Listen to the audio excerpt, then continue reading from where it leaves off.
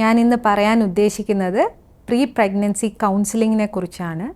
Pre pregnancy counselling എന്ന് പറഞ്ഞാൽ ഇപ്പോൾ ഒരു കപ്പിൾ അവർ പ്രഗ്നൻ്റ് ആവാൻ പ്ലാൻ ചെയ്യുന്നു, അങ്ങനെ ഉണ്ടെങ്കിൽ അതിന് മുമ്പേ ഒന്ന് എന്തെങ്കിലുമൊക്കെ ചെക്കപ്പ് ചെയ്യണമെങ്കിൽ, എന്നുവെച്ചാൽ ഷുഗർ ഉണ്ടെങ്കിൽ ഷുഗർ കൺട്രോൾ ചെയ്ത് വയ്ക്കുക, ഹീമോഗ്ലോബിൻ കുറവാണെങ്കിൽ അത് ഹീമോഗ്ലോബിൻ്റെ അളവ് കറക്റ്റാക്കുക, പിന്നെ എന്തെങ്കിലും അസുഖങ്ങളുണ്ടെങ്കിൽ അത് ട്രീറ്റ്മെൻറ്റ് ചെയ്ത് അത്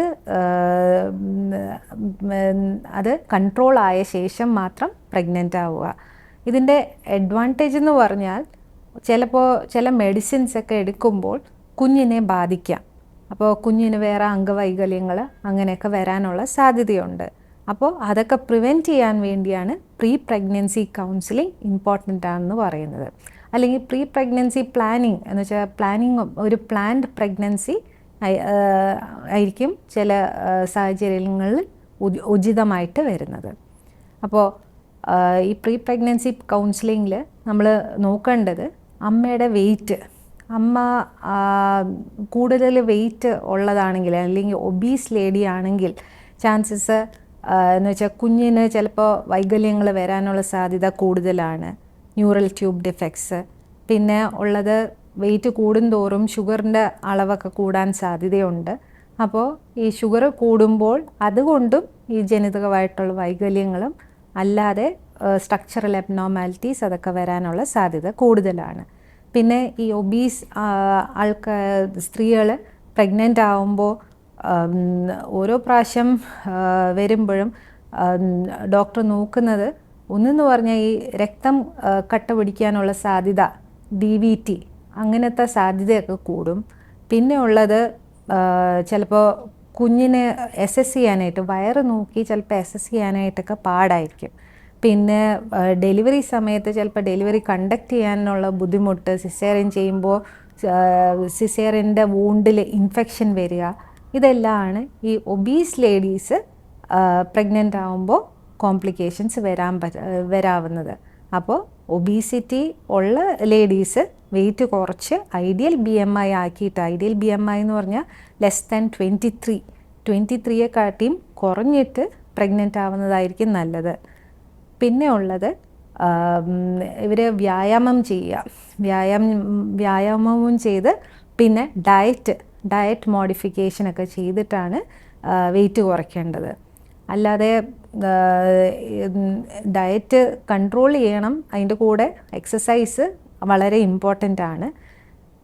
പിന്നെ ഉള്ളത് എനീമിയ എന്ന് പറഞ്ഞാൽ ഹീമോഗ്ലോബിൻ ലെവൽ 11 കൂടിയിരിക്കണം. ഇപ്പോൾ ഹീമോഗ്ലോബിൻ ലെവൽ കൂട്ടണം എന്ന് പറയുന്നത് എനീമിയ ഉള്ള സ്ത്രീകളിൽ കോംപ്ലിക്കേഷൻസ്, പ്രഗ്നൻസിയിലുള്ള കോംപ്ലിക്കേഷൻസ് കൂടുതലായിരിക്കാം. എന്ന് വെച്ചാൽ ചിലപ്പോൾ കുഞ്ഞിന് വളർച്ചക്കുറവ് വരാം, പിന്നെ നേരത്തെ വേദന വരാം, പിന്നെ ഡെലിവറി സമയത്ത് കൂടുതൽ ബ്ലീഡിങ് വരാനുള്ള സാധ്യതയുണ്ട്. അപ്പോൾ പിന്നെ ഹീമോഗ്ലോബിൻ്റെ അളവ് എന്ന് വെച്ചാൽ 7 കുറഞ്ഞാൽ ചിലപ്പോൾ ഹാർട്ട് ഫെയിലിയർ അതൊക്കെ വരാനുള്ള സാധ്യത കൂടുതലാണ്. അപ്പോൾ എനീമിയ ഉള്ള സ്ത്രീകൾക്ക് അത് ട്രീറ്റ്മെൻറ്റ് എടുത്ത് അത് ഹീമോഗ്ലോബിൻ്റെ അളവ് 12 ആയാൽ അത്രയും നല്ലതാണ്. പിന്നെയുള്ള കാര്യങ്ങൾ പ്രീ പ്രഗ്നൻസിയിൽ നോക്കേണ്ടത് ഷുഗറുള്ള ലേഡീസ്. അപ്പോൾ ഈ പ്രഷറുള്ള സ്ത്രീകളിൽ ചിലപ്പോൾ ചില മരുന്നുകൾ കഴിക്കുന്നത്, AC ഇൻഹിബിറ്റേഴ്സ് അങ്ങനത്തെ മരുന്നുകളൊക്കെ നിർത്തി പ്രഗ്നൻസി സമയത്ത് കഴിക്കാൻ പറ്റുന്ന ഗുളികകൾ അത് സ്റ്റാർട്ട് ചെയ്യുന്നതായിരിക്കും നല്ലത്. പിന്നെ ചിലപ്പോൾ ഈ പ്രഷർ ഉണ്ടായതുകൊണ്ട് ചിലപ്പോൾ കുഞ്ഞിന് എന്ന് വെച്ചാൽ വയറ്റിലുണ്ടാവുന്ന കുഞ്ഞിന് ചിലപ്പോൾ വളർച്ചക്കുറവ് അതൊക്കെ വരാനുള്ള സാധ്യത കൂടുതലാണ്. അപ്പോൾ ചിലപ്പോൾ ഡോക്ടർ വേറെ ഗുളികകൾ, ചിലപ്പോൾ ഇക്കോസ്പെറിൻ അങ്ങനത്തെ ഗുളികകളും സ്റ്റാർട്ട് ചെയ്യാം ഈ പ്രഗ്നൻസി ആവുമ്പോഴത്തേക്ക്. അപ്പോൾ ഇതെല്ലാം ഒന്ന് പ്ലാൻ ചെയ്തിട്ട് പ്രഷറൊക്കെ കൺട്രോൾ ചെയ്തിട്ട് പ്രഗ്നൻ്റ് ആവുന്നതായിരിക്കും നല്ലത്. പിന്നെ ഉള്ളത് ഷുഗർ, ഡയബറ്റിസ്. അപ്പോൾ ഇത് type 1 ഡയബറ്റിസ് ആവാം, type 2 ഡയബറ്റിസ് ആവാം. അപ്പോൾ ഏത് തരം ഡയബറ്റിസ് ആണെങ്കിലും ഗുളിക കഴിക്കുവാണെങ്കിൽ അത് പ്രഗ്നൻസി ആവുമ്പോൾ ഈ ഗുളിക പ്രഗ്നൻസിയിൽ കഴിക്കുന്നത് കുഴപ്പമില്ലെങ്കിൽ മാത്രം അത് കണ്ടിന്യൂ ചെയ്യുക. അല്ലെങ്കിൽ അത് ഇൻസുലിൻ ആക്കാം. അല്ലെങ്കിൽ പ്രഗ്നൻസിയിൽ കഴിക്കാവുന്ന ചില ഗുളികകളുണ്ട്, മെറ്റ്ഫോർമിൻ. അപ്പോൾ അതൊക്കെ ആക്കി ഈ ഷുഗർ കൺട്രോൾ ചെയ്യുക. ഷുഗർ കൺട്രോൾ ചെയ്യുമ്പോൾ HbA1c ലെവൽ ലെവൽ എന്ന് പറഞ്ഞാൽ കഴിഞ്ഞ 3 മാസത്തെ ഷുഗറിൻ്റെ അളവ് കാണിക്കുന്നതാണ്. അപ്പോൾ അത് 6.5 കാട്ടിയെങ്കിലും കുറഞ്ഞിരിക്കണം. പിന്നെ ഉള്ളത് വാക്സിൻസ്. അപ്പോൾ നമുക്കറിയാം ചില ഇൻഫെക്ഷൻസ് അമ്മയ്ക്ക് വന്നാൽ കുഞ്ഞിനെ ബാധിക്കാം. എന്ന് വെച്ചാൽ റുബെല്ല അങ്ങനത്തെ ഇൻഫെക്ഷൻസ് അത് വന്നാൽ കുഞ്ഞിൻ്റെ ഹാർട്ട് ചിലപ്പം വൈകല്യങ്ങൾ വരാം, കണ്ണിന് എബ്നോർമാലിറ്റി വരാം.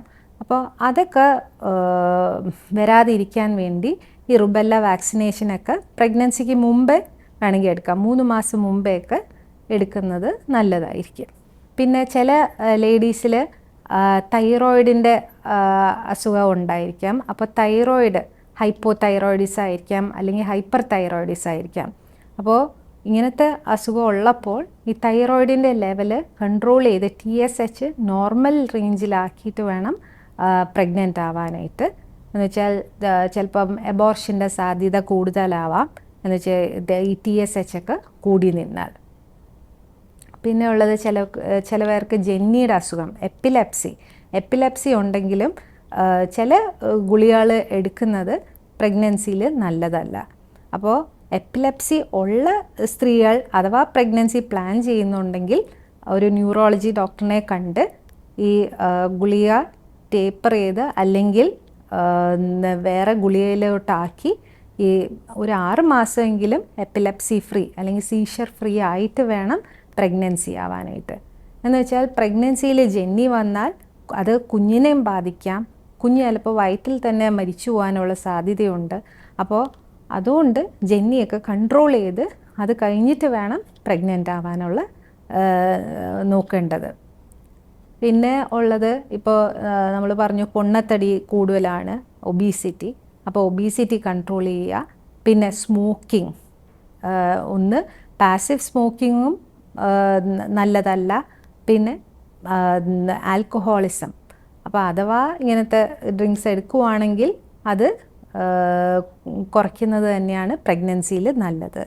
അപ്പോൾ ഇന്ന് ഞാൻ പറഞ്ഞത് പ്രീ പ്രഗ്നൻസി കൗൺസിലിങ്ങിനെ കുറിച്ചാണ്. പ്രീ പ്രഗ്നൻസി എന്ന് പറഞ്ഞാൽ ഒരു ദമ്പതി പ്രഗ്നൻ്റ് ആവുന്നതിന് മുമ്പേ പ്രഗ്നൻസി പ്ലാൻ ചെയ്തിട്ട് ആവുന്നതായിരിക്കും നല്ലത്. എന്ന് വെച്ചാൽ പ്രഗ്നൻസിക്ക് മുമ്പേ ഫോളിക് ആസിഡ് സപ്ലിമെൻറ്റേഷൻ എടുക്കാം. അപ്പോൾ അത് ന്യൂറൽ ട്യൂബ് ഡിഫെക്ട്സ് അത് കുറയ്ക്കാൻ സഹായിക്കും. പിന്നെ ഉള്ളത് വേറെ എന്തെങ്കിലും അസുഖങ്ങളുണ്ടെങ്കിൽ തൈറോയിഡിൻ്റെ അസുഖം അല്ലെങ്കിൽ എപ്പിലെപ്സി, ഡയബറ്റിസ്, ഹൈപ്പർ ടെൻഷൻ ഇതെല്ലാം ഉണ്ടെങ്കിൽ അത് കൺട്രോൾ ചെയ്യുക. പിന്നെ ഉള്ളത് ഹാർട്ടിൻ്റെ അസുഖം, ചിലപ്പോൾ കൺജെൻറ്റൽ ഹാർട്ട് ഡിസീസ് ആയിരിക്കാം. അപ്പോൾ അങ്ങനത്തെ ഉള്ള ലേഡീസ് അത് പ്രഗ്നൻ്റ് ആവുന്നതിൽ കുഴപ്പമില്ലല്ലോ എന്ന് കൺഫേം ചെയ്തിട്ട് തന്നെ പ്രഗ്നൻ്റ് ആവുന്നതായിരിക്കും നല്ലത്. ഇതെല്ലാം പറഞ്ഞുകൊണ്ട് ഞാൻ എൻ്റെ വാക്കുകൾ ചുരുക്കുന്നു. നന്ദി, നമസ്കാരം.